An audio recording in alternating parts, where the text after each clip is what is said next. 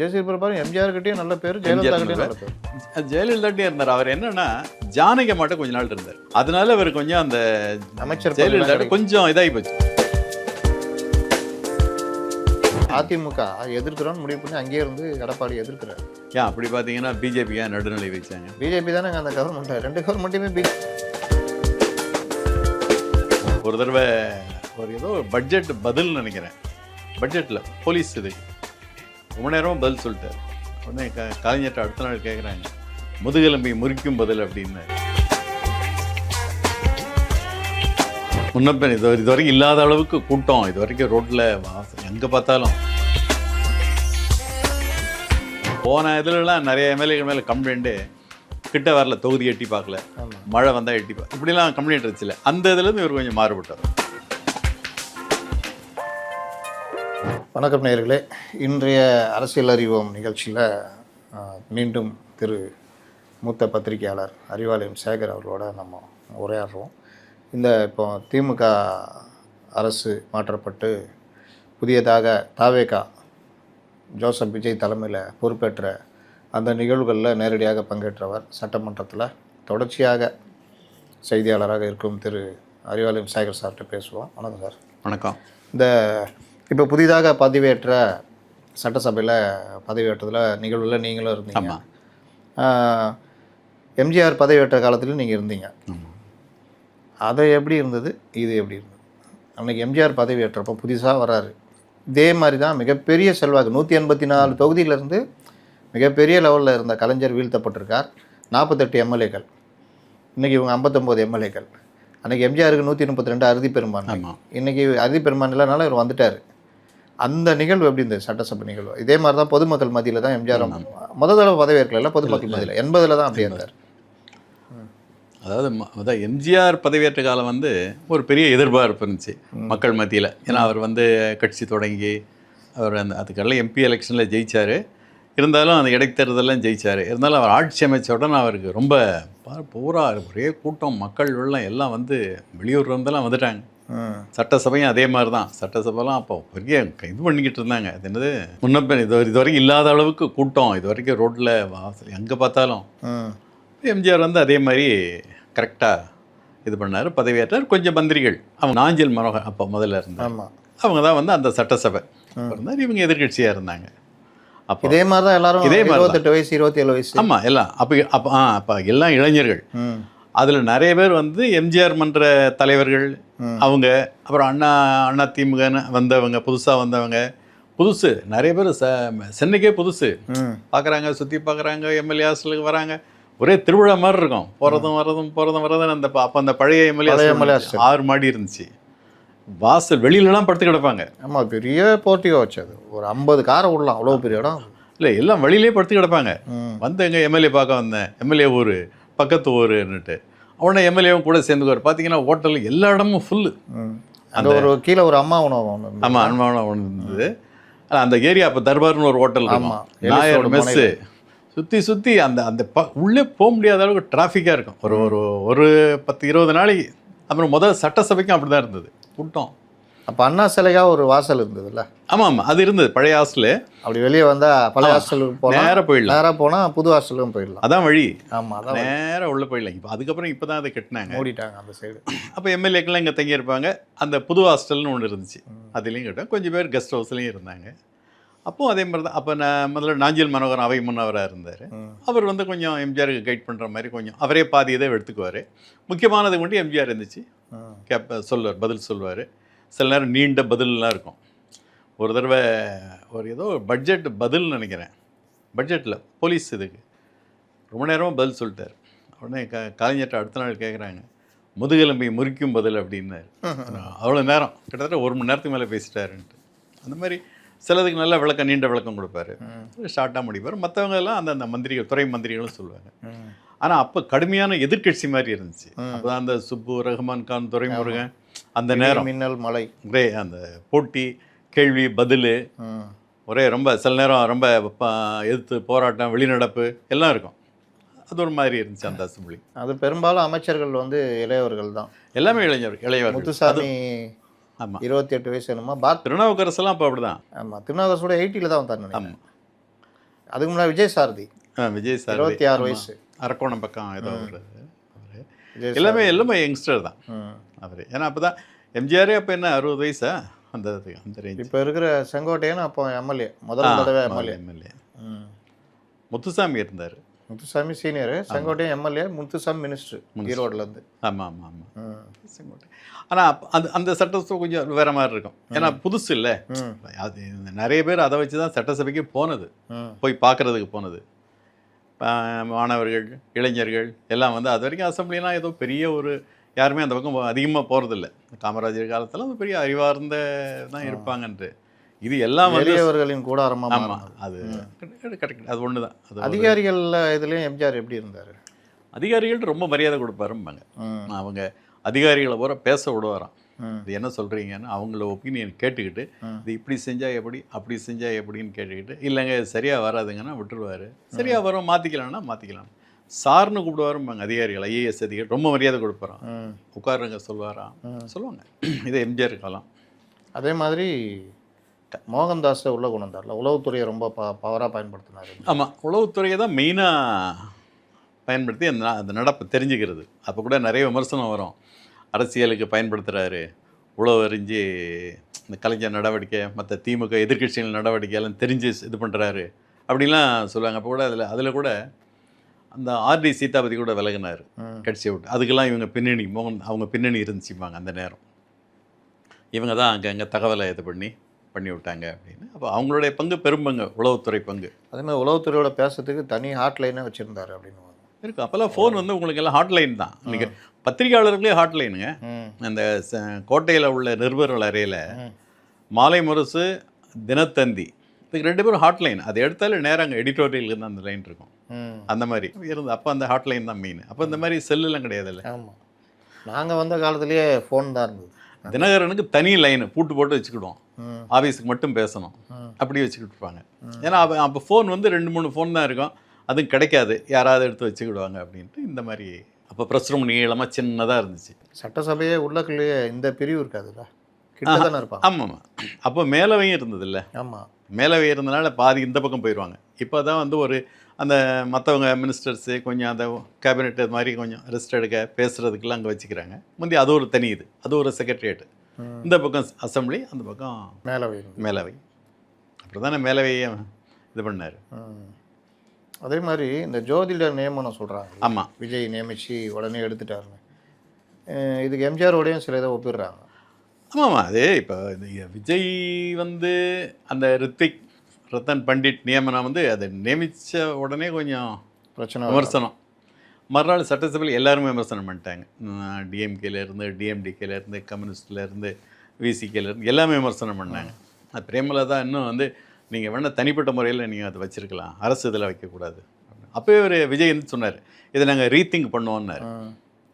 கொஞ்ச நேரத்தில் அதை ஆர்டர் எழுதப்பட்டேன். அது நிறைய முன்னுதாரணம் நிறைய நடந்திருக்கு. உங்களுக்கு எம்ஜிஆர் பீரியட்லேயே அவர் வந்து அந்த முதல்ல அந்த இது பண்ணார், அது என்னது வருமான வரம்புன்னு, கிரிமி லேயர் பேக்வேர்டுக்கு அந்த சலுகை வாங்கணுன்னா 9000 வருமான வரம்பு இருக்கணும்னார் ஒரு வருஷத்துக்கு.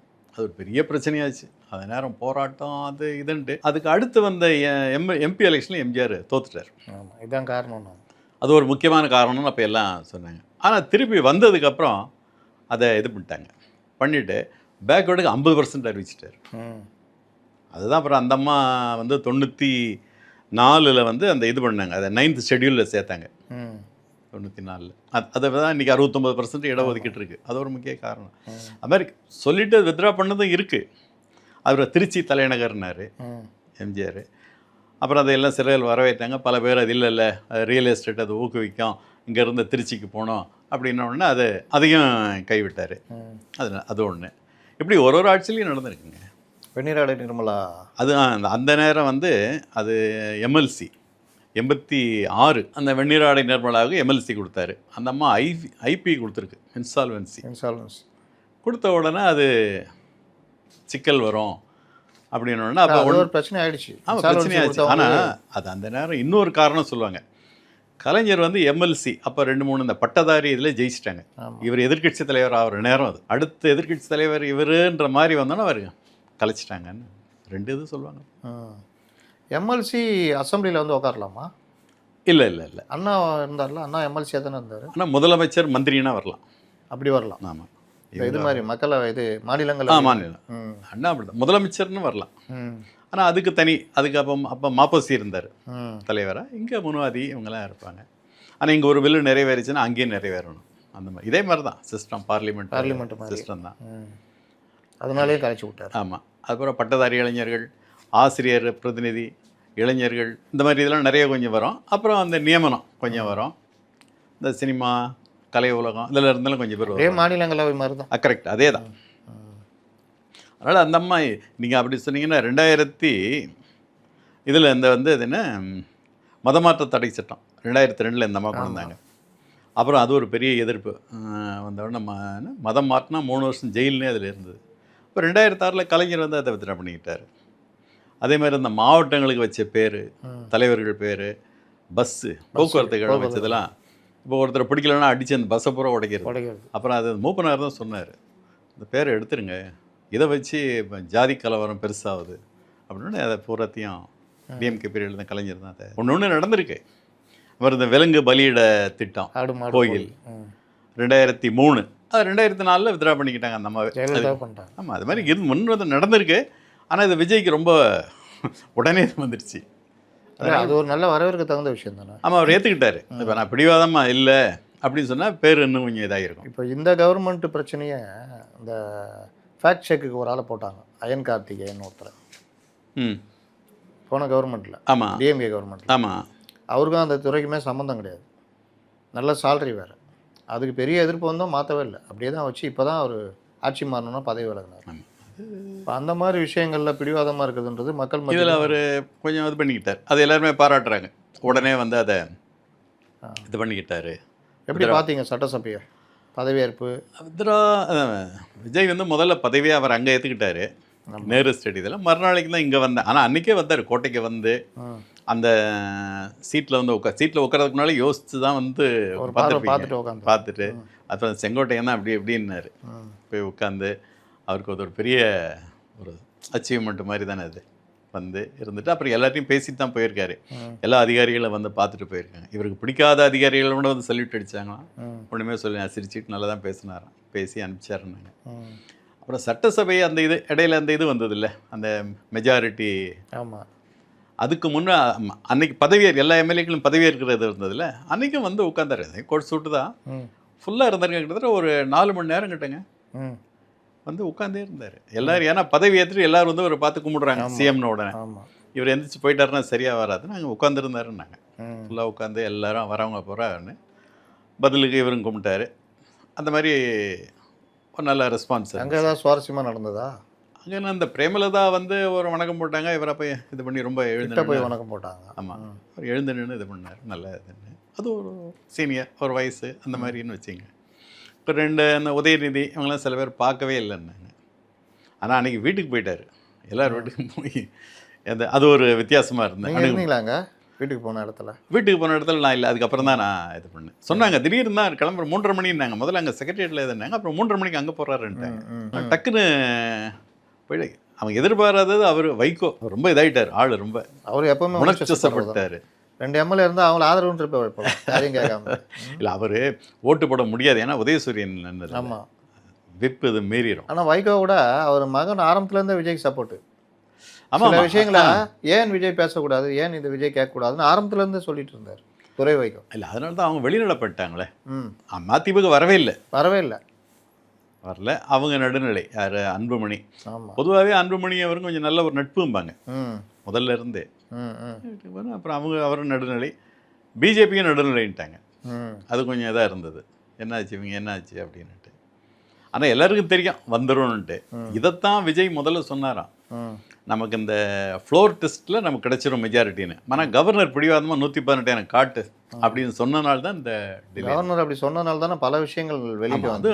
கரெக்ட், அவர் சொல்ல வச்சிங்க. சொல்லலாம், இவர் அலட்சியமாக ஃப்ளோர் டெஸ்ட்டை அது பண்ணால் தோற்று போயிருந்தால் அசிங்கமாயிரும். கவர்னர் தான் சொன்னாராம், ஃப்ளோர் டெஸ்ட்டில் மிஸ் ஆகிடுவீங்க, நல்லா நீங்கள் 118 கரெக்டாக கொடுத்துட்டு நீங்கள் போய். அது விஜய் தரப்பில் என்ன சொல்கிறாங்க, யார் யார் வராங்கன்னு சொல்லி முதல்ல லிஸ்ட்டை கொடுத்தா அவங்கள வரவிடாமல் பண்ணிடுவாங்க, இல்லை ஏதாவது இது பண்ணி ஆளை கடத்தி கொண்டு போயிடுவாங்க, தூக்கிடுவாங்க அப்படின்னு சர்ப்ரைஸாக இருக்கட்டும் மாதிரி இவங்க வச்சுருந்தாங்க. பட் கவர்னர் அது சொன்ன உடனே அப்புறம் கவர்னர் கேட்கறது உரிமை இருக்குல்ல. உரிமை இருக்குது, அதான் அவர் சாட்டிஸ்ஃபை ஆகணும்னு இருக்குல்ல. ம். அதனால் அது அப்புறம் அதுவும் ஒரு அந்த 118 கேட்டதுனால தான் இவர் ஒவ்வொரு கட்சி அலுவலகத்துக்கும் போக வேண்டிய நிர்பந்தம் வந்துச்சு. தோணுது. யார் ஆதரவு கொடுக்குறாங்க, யார் இழுத்தடிக்கிறாங்கன்றதெல்லாம் தெரிய வந்துச்சு. கரெக்டு. அதே மாதிரி அந்த இது இல்லைன்னா அடுத்தது ஆட்சி யார், அந்த பேச்சு வந்தது இல்லை. ஆமாம், அது உண்மை. அது திமுக அதிமுக ஒரு பேச்சுவார்த்தைன்றது பேச்சு உண்மைன்னு தான் சொல்கிறாங்க. இப்போ நான் கேட்டதில் இந்த விஜய் தரப்பு மற்றவங்கெல்லாம் அது உண்மைன்றாங்க. ஆனால் சந்தேகத்துக்கு இடமாக தான் இருக்குது. எப்படின்னு கேளுங்க, அன்றைக்கி எம்எல்ஏ கூட்டம், ஆமாம், திமுக எம்எல்ஏகள் கூட்டம், அதில் ஒரு தீர்மானம் போடுறாங்க. கட்சி நலனுக்காக எடுக்கப்படும் எந்த முடிவானாலும் அதை ஆதரிப்பது என்று கூட்டம் முடிவு செய்கிறது. ரெண்டாவது, வெளியே வந்தோன்னா டிகேஎஸ்சிலும் கொண்டு கேட்குறாங்க, அண்ணா திமுக ஆட்சி அமைக்கிறதுக்கு திமுக ஆதரவு தருவோம்னு வெளியில் சொல்கிறாங்களே, எங்கள் தலைவர் எந்த முடிவு எடுத்தாலும் நாங்கள் ஏற்றுக்க முடியும். தலைவரே கூட சொன்னார்ல, நான் எந்த முடிவு எடுத்தாலும் நீங்கள் ஏற்றுக்கணும், அது நம்ம நலனுக்காக தான். அது உள்ள அது இது வெளியில். மறுநாள் எடப்பாடியை இவர் பார்க்குறாரு, யார், நம்ம தம்பித்தோட. வெளியே வரும்போது கேட்குறாங்க, என்ன சார் அப்படின்னு. விரைவில் எடப்பாடி மீண்டும் முதல்வர் ஆவார். எப்படி, அதெல்லாம் நான் சொல்ல மாட்டேன், கிலோமீட்டர். இப்போ இதெல்லாம் பார்த்தீங்கன்னா கொஞ்சம் இணைச்சி பாருங்கள். அன்றைக்கி ரெண்டாவது இப்போ சிவி சண்முகம் என்ன சொல்கிறாரு, பாண்டிச்சேரிக்கு எடப்பாடி நீங்கள் மந்திரி தானே ஆகணும், மந்திரி ஆகிடலாம் அப்படின்னு சொல்லி தானே அந்த இதை பேசி, அது இவங்க திமுக ஆதரவில் மந்திரின்னு தான் இவங்க அதை இது பண்ணிக்கிட்டாங்க. இவங்களும் பண்ணுவாங்கள்ல, விஜயும் அவங்களுக்கு ஏதாவது எடுத்து பார்ப்பாங்க ஆட்சி அமைக்கணுன்ட்டு. ஆனால் முதல் வாய்ப்பு விஜய் கொடுக்கணும், அது முடியலன்னா தான் இவங்ககிட்ட வரணும்.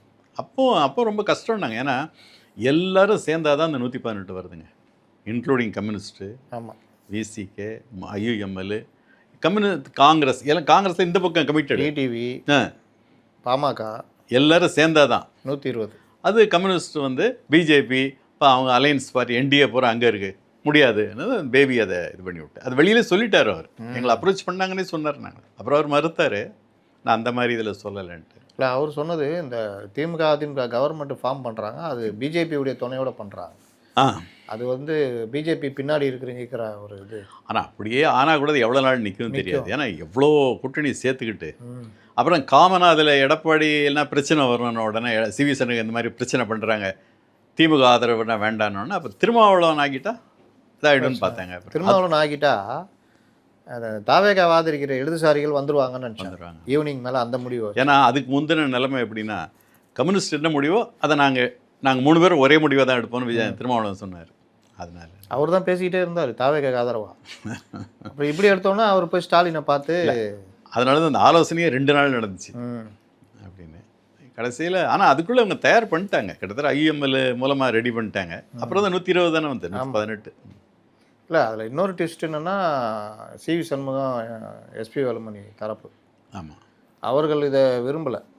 அவருக்கு அதனால தான் பாண்டிச்சேரியில் போய் தனியாக உட்கார வச்சுக்கிட்டு. ஆமாம், ஒருவேளை ஏடிஎம்கே திமுக ஆதரித்து வந்திருந்தா கூட இது ஒரு பிளவாக தான் இருந்திருக்கும். இதை பயன்படுத்திட்டு அந்த டீம் வெளியே வந்துருக்கும் பண்ணியிருக்கோம். ரெண்டாவது, அது அப்படியே கவர்மெண்ட் ஃபார்ம் பண்ணியிருந்தா கூட கஷ்டம், எவ்வளோ நாள் ஓடுன்னு தெரியாது. ஏன்னா அது எல்லோரும் சேர்ந்து அது பெரிய ஒரு இன்னொன்று 2ல் ஏதாவது ஒரு கட்சி அழிஞ்சிரும், அதிமுகவோ திமுக ஏதாவது ஒன்று அழிஞ்சிரும். அது 2 பேருக்குமே 2 எதிர்ப்பில் தானே ஓட்டிகிட்டு இருக்காங்க. ஆமாம், 2 பேரும் ஒன்றானா என்ன ஆகும்? அதான் அதில் அப்புறம் விஜய் இவங்க 2 பேரும் ஒன்றுன்னு சொல்லிக்கிட்டு இருந்தது உண்மையான மாதிரி. ரெண்டாவது, பாஜக கூட திமுக உறவு வச்சிருக்கிறதுன்றது அந்த இஸ்லாமிய மக்களுடைய வாக்கு அப்படியே போயிடுமே விஜய்க்கு. ஏற்கனவே இப்போ தான் நிறைய இளைஞர்கள் பெண்கள் இஸ்லாமியர்கள் ஓட்டு போடல. இப்போவும் சொல்கிறேன், நேற்று கூட ஒரு அம்மாவட்ட பேசுகிறேன், ஒரு கடைக்கு போயிருக்கேன், ரொம்ப ஆவேசமாக பேசிகிட்டு இருக்கிறாங்க. இல்லை நான் அதில் நீங்கள் சொல்கிறது ஒன்று கரெக்டு. முஸ்லீமில் உள்ள இளைஞர்கள் பெண்கள் நிறைய போயிருக்கு, அதுதான் போயிருக்கு. ஆமாம். ஆனால் நீங்கள் பல இடங்களில் இளைஞர், நான் பேசுனது ஒரு அம்மா தான், ஒரு 35 வயசு தான் இருக்கும், ஸ்டாலினை அப்படி தூக்கி வச்சு பேசுகிறாங்க. ஸ்டாலினை தோக்கடிச்சிட்டாங்க, திட்டமிட்டு தோக்கடிச்சிட்டாங்கன்னு அவ்வளோ ஆவேசப்படுறாங்க. பெரம்பூர் தொகுதி அவங்க யாருக்கு போட்டிங்கன்னு கேட்டால், நாங்கள் யாருக்கு போடுவோம், நாங்கள் திமுக தான் போட்டோம், விஜய் இருந்தால் எங்களுக்கு இல்லைன்றா. ஆனால் எதிர்காலத்தில்ங்க இந்த ஜமாத்து சொன்னது, இந்த பிஷப் சொன்னதெல்லாம் இனிமேல் கேட்குற மாதிரி யாரும் இல்லை, காலம் மாறிக்கிட்டு வச்சு. அது ஒரு இதுதான் இந்த இது. ஆமாம், அதே மாதிரி பணம் கொடுத்தா ஒர்க் அவுட் ஆகாது அப்படின்றது அது ஒரு இந்த எலெக்ஷன் நல்ல மெசேஜ். பணத்தை வாங்கிக்குவாங்க, ஆனால் ஓட்டை மாற்றி போட்டுருவோம். அது காரணம் விஜய் தான். எப்படின்னா, வண்டி வண்டியாக பணம் வச்சுருக்காங்க, தேர்தல் பார்த்து கொண்டு வந்து கொட்டுவாங்க, அதெல்லாம் உங்கள் பணம், நீங்கள் அதை வாங்கிடுங்க, வாங்கிட்டு அவங்க செவிலில் விசில ஊதி அனுப்புங்கன்னு அந்த ஆள் சொன்னார். விஜயகாந்தே சொன்னார்.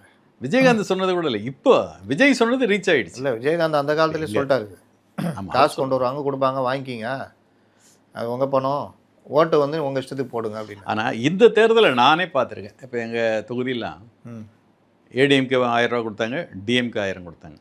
ஆனால் 2 பேர்ட்டையும் 1000 2000 வாங்கிட்டு விசிலுக்கு போட்டாங்கிறாங்க லேடிஸ். இன்னொரு ஒரு நல்ல விஷயம், இந்த தடவை இனிமேல் எப்படியோ தெரியாது, தாவேகால பெரும்பாலும் காசு கொடுக்காம தான் ஜெயிச்சிருக்காங்க. ஆமாம், பணம் கொடுக்கலங்க. எனக்கு தெரிஞ்சு வெள்ளிவாக்கம் ஆதவே கொடுக்கலன்னு நான் அதான் நினச்சேன். ஆதவ் வந்து பெருசாக பணம் இறக்கிருப்பாரு. அவர்கிட்ட போய் கேட்டாங்களாம், 1 ரூபா கூட கொடுக்கல. இல்லை, அவர்கிட்ட போய் கேட்டாங்களாம், திமுக கொடுக்குறாங்க, ஏடிஎம்கே கொடுக்குறாங்க, நம்ம என்ன செய்கிறதுன்னு கேட்டாங்க. தலைவருக்கு பணம் கொடுக்கூடாதுன்ட்டாரு. நான் வேணா அந்த கூட வந்து வேலை செய்கிறவங்களுக்கெல்லாம் செலவு பண்ணுறேன், பணம் மட்டும் அதெல்லாம் பண்ணியிருக்காப்புல. ஆமாம், பணம் மட்டும் கேட்காதுங்கன்ட்டாரான். பணம் கொடுக்காம எப்படியா ஜெயிப்பார் இந்த ஆள் அப்படின்லாம் எல்லாம் சொல்லிட்டு இருந்தாங்க. ஆனால் டோர் டு டோர் போய் பண்ணியிருக்காங்க, ஒர்க் பண்ணியிருக்காங்க. ஆனால் இந்த மாதிரி நடந்திருக்கு. இப்போ 1000 வாங்கிட்டு ஓட்டை வந்து இங்கே விசிலுக்கு போட்டேன், அப்படி நிறைய இருந்திருக்கேன். தினைக்கு எடப்பாடி 10,000 ரூபா தரேங்கிறாருங்க, ஜெயிச்ச உடனே 10,000. ஜனங்க அப்போ எவ்வளோ இதாக இருக்காங்க பாருங்க. 10,000 ரூபா தேவையில்ல, ஃப்ரிட்ஜு தேவையில்ல. ஃப்ரிட்ஜு 3 சிலிண்டரு 2000 ரூபா. ஆமாம், இதில் தேர்தல் அறிக்கையில் நல்லா சக்ஸஸ் ஆனது எடப்பாடி தான். அவர் பேசுனது நல்லா வரவேற்பு இருந்தது. விஜய்து கூட அப்படி இப்படி இருந்தது, 6 சிலிண்டர்லாம் எப்படி கொடுக்க முடியாது. ஆனால் பார்த்தீங்கன்னா இப்போவும் சொல்கிறேன், தேர்தல் அறிக்கையை வச்சு அந்த ஜனங்க ஓட்டு போடல. அதெல்லாம் எதுவுமே இல்லை. நீங்கள் 2006 2011 மாதிரிலாம் கிடையாது. தேர்தல் அறிக்கையை வச்சு இப்போ கலைஞர் டிவிக்காகவே நிலைமை மாறிச்சு இல்லை. எனக்கு அவர் நண்பர் அன்றைக்கி சொன்னார், அவர் ஒரு கிறிஸ்டியன், அந்த சர்ச்சில் அந்த ஃபாதர் வருத்தப்பட்டாராம், நம்ம நாட்டு நலனுக்காக ஒரு கருத்தை சொன்னோம், யாருமே அதை சரியாக ஏற்றுக்கல அப்படின்னாராம். அந்த மாதிரி இப்படியெல்லாம் இப்போ அந்த மாதிரி காலம் மாறிக்கிட்டு நாட்டு நலனுக்காக வந்தவங்க தான் ஒன்றா சேரணும்னு முடிவு பண்ணுறாங்க. அது அதுக்கப்புறம் அப்புறமா அவங்க அந்த முடிவு நோக்கம் என்ன, இவரை உட்கார விடக்கூடாது. இவர் உட்கார விடக்கூடாதுன்னா இவங்களுக்கு முதலாளி டெல்லியிலேருந்து 2 பேரும் ஒன்று சேருங்கன்றாங்களா, அதுக்கு எப்படி போடுறாங்க? சரி, ஆனால் விஜயை பொறுத்த வரைக்கும் எனக்கு என்ன சட்டசபையில் இந்த தடவாட்டிய பரவாயில்ல, அது குறிப்பெடுக்கிறாரு, ஆர்வமாக கேட்குறாரு, வந்து சில ரியாக்ஷன் பண்ணுறாரு, சிரிக்கிறாரு, இல்லை இது பண்ணுறாரு, அந்த கொஞ்சம் அந்த உட்காந்து பொறுமையாக அப்சர்வ் பண்ணுறாரு. அந்த இதெல்லாம் பார்த்தா கொஞ்சம் சில இதெல்லாம் வந்து உடனே பதில் வருது, அங்கே அந்த அவங்க குறிப்பு கொடுப்பாங்க போல் தெரியுது, அதை வச்சு இவர் சில நேரம் பேசுகிறாரு. இதெல்லாம் பார்த்தா கொஞ்சம் ஆர்வத்தோடு அவர் பங்கேற்கிறாருன்னு தெரியுது. இப்போ அன்றைக்கி அந்த முத நாள்லாம் அப்படி தான். அது மாதிரி இந்த 2வது நாள் நம்பிக்கை வாக்கெடுப்பு அப்போ வரும்போதே சொல்லிட்டாராம், யாரும் எதுவும் பேசக்கூடாது, இன்றைக்கி தான் இது மட்டும்தான் வாக்கெடுப்பு மட்டும்தான், என்ன பேசினாலும் யாரும் குறுக்கிடாதுங்கன்ட்டாரு. அதனால தான் இன்றைக்கி ஒன்றுமே பிரச்சனை இல்லாமல் சுமூகமாக முடிஞ்சது. சபாநாயகரை பற்றி சொல்லுங்கள். சபாநாயகர் வந்து ஒரு நல்ல நல்ல தேர்வு தான் எல்லாமே. 77 பார்த்துருக்கேன். ஆமாம், அவர் நம்ம நண்பர் தான். ஆனால் அவர் நல்ல தேர்வு. எப்படின்னா அனுபவம் உள்ளவர், 2 வாட்டி ஜெயிச்சிருக்காரு. அவர் கொஞ்சம் பொதுவாகவே குணம் என்ன, சின்ன வயசில் நல்லா ஜம்முன்னு எம்ஜிஆர் மாதிரியே இருப்பார். ஆமாங்க, ஆள் நல்ல ஆள், அவர் பொதுவாகவே ஆள் நல்லா இருப்பார். எம்ஜிஆரே அவர் எம்எல்ஏ ஆன பிறகு தான் திருமணம் பண்ணார். ஆமாம், அப்போ சொன்னார், எனக்கு ஒரு மகள் இருந்தால் நிச்சயமாக பிரபாகரனுக்கு திருமணம் செஞ்சு கொடுப்பேன்னாரு. அந்த அளவுக்கு அவர் கொஞ்சம் ரொம்ப பணிவு, ரொம்ப இது. அப்போவே எம்ஜிஆர் நல்ல பேர் வாங்கினார். அப்போ பெரிய தொகுதி வெள்ளிவாக்கம். ஆமாம், அதில் இவர் தான். அதான் அவரே சொல்லியிருக்காரு, என்னை கூப்பிட்டு எம்ஜிஆர் பாராட்டினார், நீங்கள் என்ன தேர்ந்தெடுத்திருக்கீங்க, உங்களுக்கு நல்ல பேர் வாங்கி தரணுன்றதுக்காக தான் நான் வந்து. அவங்க அம்மா அப்பாவும் சொல்லிட்டாங்களாம், வீட்டு துட்டு வாங்கினேன், அவனை ஏமாத்தினோம், யாரும் வீட்டு முன்னாடி வந்து நிற்கக்கூடாது, அந்த மாதிரி தான் அரசியல். அவர் ஏதோ ஒரு இந்த 2-3 சின்ன சின்ன தொழில் மாதிரி ஏதோ வச்சுக்கிட்டார். அவங்க அப்பாலாம் டன்லப்பில் இருந்தவர், ஒர்க் பண்ணவர், நல்லா தெரியும்.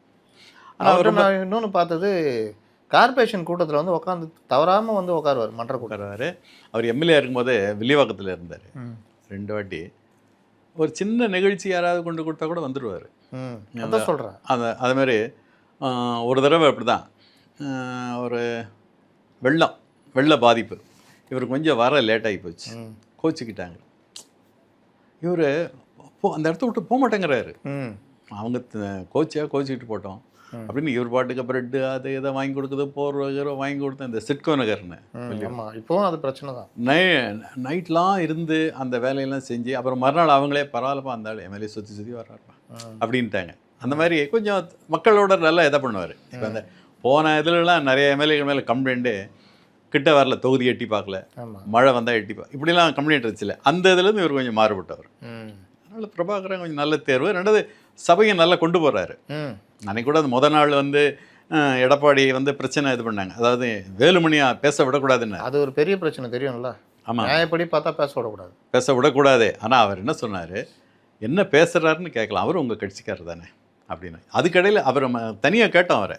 அவர் என்ன சொன்னார், 2 பேருமே தலைவர் கொறடான்னு லிஸ்ட்டு கொடுத்துருக்காங்க. 2 பேருமே கொடுத்து இதை நாங்கள் சொன்ன லிஸ்ட்டு ஏற்றுக்கான்றாங்க, இவங்க நாங்கள் சொல்கிற லிஸ்ட். நான் இன்னும் முடிவு பண்ணலை. அதுக்கடையில் ஓட்டிங் வந்துருச்சு. அப்போ எப்படி நான் இப்போ ஒரு குரூப்பை மட்டும் புறக்கணிக்க முடியும்? 2 பேரும் பேசும். ஆனால் அதில் சபாநாயகர் உரிமை, அது கடைசியில் சொல்லிட்டார் அன்றைக்கி, என்னுடைய தனிப்பட்ட உரிமை, அது யாரை பேச அனுமதிக்கணும் என்னன்னுட்டு. அதுதான், அதனால தான் இது அமைஞ்சிச்சு இந்த பிரச்சனை. அது கொஞ்சம் நல்லாவே ஸ்மூத்தாக கொண்டு மாதிரி சபாநாயகர் எந்திரிச்சு நின்னா எல்லாரும் உட்காரணுன்றது சொல்லி பார்த்தாரு. அப்புறம் எந்திரிச்சு நின்ட்டாரு. நான் எந்திரிச்சு நிற்கிறேன், எல்லாம் உட்காரணும். அது கொஞ்சம் வித்தியாசமாக தான் இருந்தது. பரவாயில்ல, முதல் நாள் நல்ல தேர்வு இல்லை, விஜயுடைய நல்ல தேர்வு இது. ஆமாம், உண்மையில நல்ல தேர்வு, கரெக்டாக போட்டிருக்காங்க. நான்லாம் வந்து ஒரு வாரத்துக்கு முன்னாடிலேருந்தே சொல்லிகிட்டு இருக்கிறேன், இதை சபையை நடத்துறதுக்கு வழி நடத்திட்டு போகிறதுனா செங்கோட்டையனை போட முடியாது. ஏன்னா அவர் அவை முன்னவராக தான் இருக்க முடியும். அப்போ சபாநாயகராக எல்லாரும் ஏற்றுக்கிற, ஏடிஎம்கேவும் ஏற்றுக்கிற, திமுகவும் ஏற்றுக்கிற ஒரு மனிதர்னா ஜேசிடி பிரபாகரன் தான். 77லேருந்து இருக்கார். இல்லை, ஜேசிடி பிரபாகரன் முதல்ல அம்பத்தூர் கேட்டாராம். ஆமாம், அவர் முதல்ல அங்கே அம்பத்தூர் தான். அம்பத்தூர் எங்கள் கட்சிக்காரர் ஒருத்தர் அந்த மன்றத்து காலத்துலேருந்தே இருக்கார், நான் அவரை விட்டுற முடியாதுன்னு பாலமுருகன் அவரை இன்னைக்கு பேசுகிறார். சரி, எனக்கு வில்லிவாக்கம் கொடுங்க, ஏற்கனவே நான் 2 வாட்டி இருந்தேன். இல்லை ஆதவ், அது நீங்கள் வந்து 1000 லைட்டான்ட்டு தான் வந்தார். ஆனால் 3வது இடத்துல தான் இருந்தார் அவர். 3வது இடம். இத்தனைக்கும் அந்த தேர்தல் பிரச்சாரத்துக்கு கொஞ்சம் முன்னாடி வரைக்குங்க, அந்த விஜய்லாம் வர்றதுக்கு முன்னாடி வரைக்கும் வளர்மதி நல்லா இருந்தாங்க. சுற்றி அந்த அம்மா வந்தது. ஏன்னா ஏற்கனவே எம்எல்ஏ இருந்தாங்க. நல்ல பேர், கொஞ்சம் அந்த ஏரியாவில் அவங்க குடியிருத்தவங்களாம் ரொம்ப நல்லா வளர்மதி தான் இருந்தது. ஏன்னா எழிலன் வேலை செய்யலை, தலைக்காட்டில் நல்ல மனுஷன். ஆனால் அவர் ஒரு எம்எல்ஏவா அங்கே சரியாக ஒர்க் பண்ணலன்னு. ஆனாலும் அங்கே டிஎம்கே வெயிட்டு, 1000 விளக்கை பொறுத்த வரைக்கும் திமுக படு வெயிட்டு. ஆனால் தோற்ற பிறகு அங்கே இருக்கிற திமுக நண்பர்கள்லாம் பேசுகிறேன், அப்படியே மாற்றி பேசிகிட்டு இருக்கிறாங்க. என்ன இது பண்ணாங்க? காரணம் என்ன தெரியுங்களா? இப்போ நீங்கள் சொன்னீங்களே, சிறுபான்மை வாக்கு நிறைய இருக்குங்க. 1000 லைட் அதெல்லாம் உங்களுக்கு ஒரு கணிசமான டிரான்ஸ்ஃபர் ஆகிருக்கு. ஆமாம், சொன்னீங்க. நீங்கள் சொல்கிற மாதிரி அந்த கொஞ்சம் விஷயம் பெரியவங்க பண்ணால் நீங்கள் சொல்கிறது கரெக்டாக இருக்காங்க. இது வந்து பிஜேபி அப்படி எப்படிலாம் ஓரளவு அங்கே நினைக்கலாம், பிஜேபிக்கு இன்றைக்கி தான், திமுக தான் நமக்கு அப்படின்னு. பட் இப்போ வரவங்க அதை மாறிடுறாங்க, கன்வின்ஸ். இவர் ஜெயசீல் பிரபாகரன் எம்ஜிஆர்கிட்டையும் நல்ல பேர், ஜெயலலிதாகிட்டையும் நல்ல பேர். ஜெயலலிதாட்டே இருந்தார். அவர் என்னென்னா ஜானகி மட்டும் கொஞ்ச நாள் இருந்தார் அந்த நேரம், ஆரம்பி அப்படி. அதனால அவர் கொஞ்சம் அந்த அமைச்சர் ஜெயலலிதா கொஞ்சம் இதாகி போச்சு, அந்த பின்தங்கின மாதிரி ஆகி போச்சு.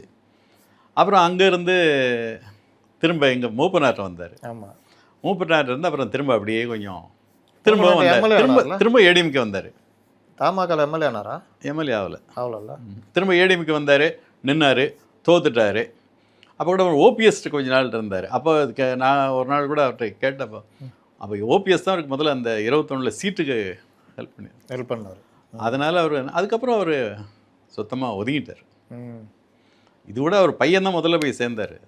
ஜேசிடி பிரபாகரன் பையன்தான் போய் முதல்ல டிவிக்கில் சேர்ந்தது.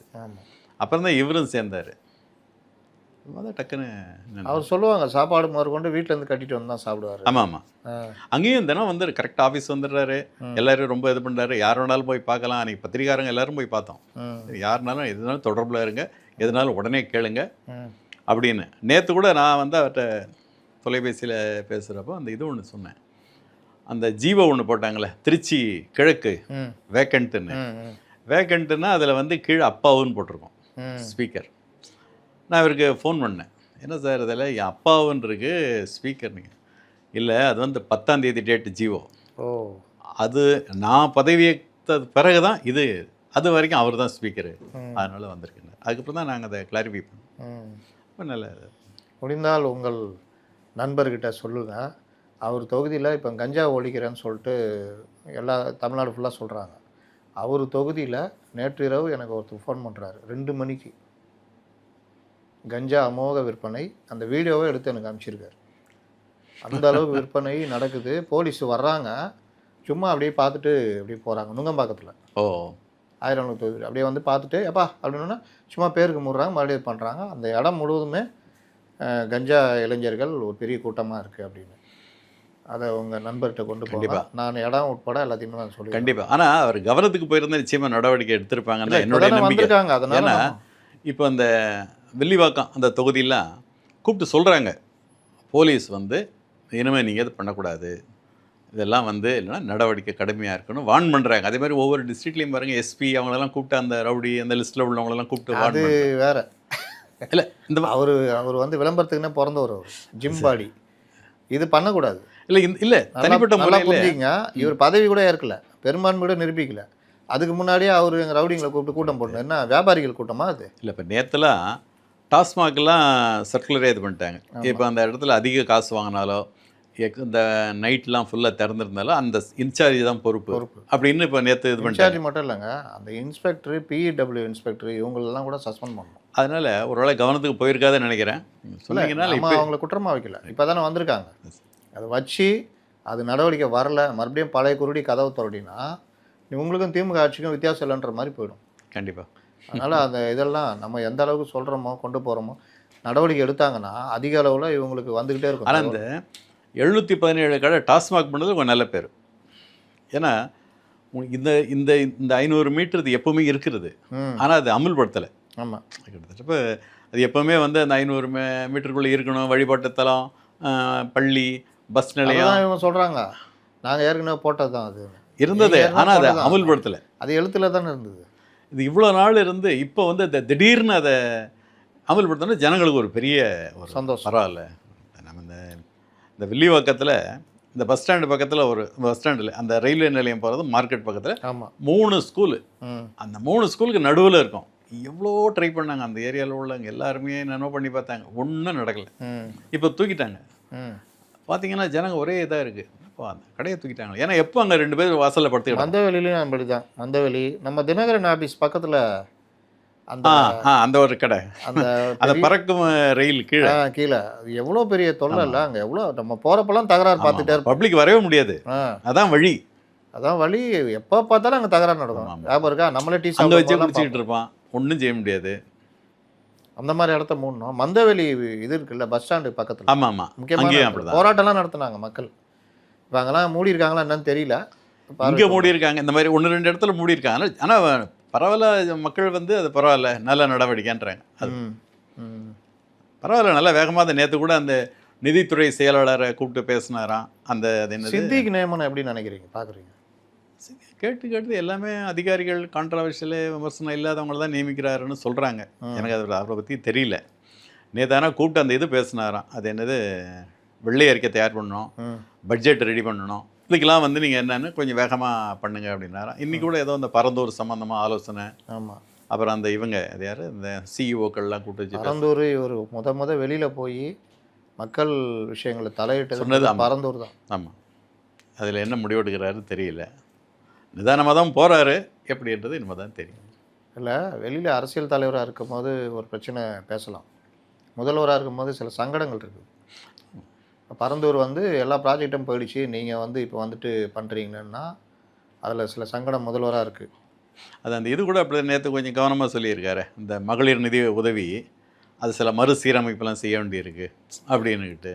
என்னென்னா முறையான ஆட்களுக்குன்ற மாதிரி கொண்டு வந்தாலே பாதி குறைச்சிடலாங்க. ஆனால் அதில் இன்னொரு சிக்கல் இருக்குது. அவள் வாங்கும்போது நான் ஏன் வாங்கக்கூடாது? ஆமாம்.